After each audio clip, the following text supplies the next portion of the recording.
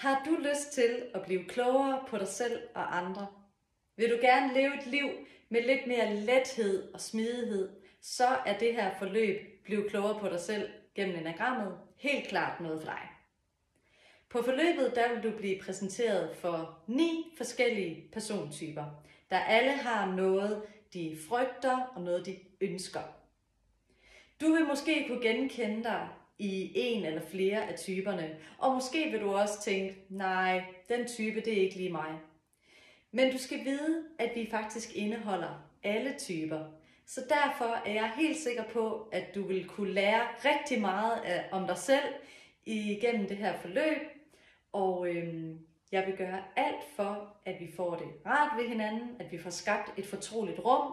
Vi skal også op og bevæge os lidt, og så skal vi bare have det rart og sjovt, og vi skal blive klogere på os selv og hinanden.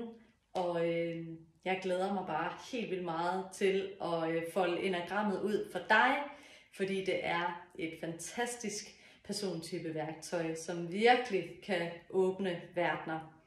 Så jeg håber, vi ses til efteråret.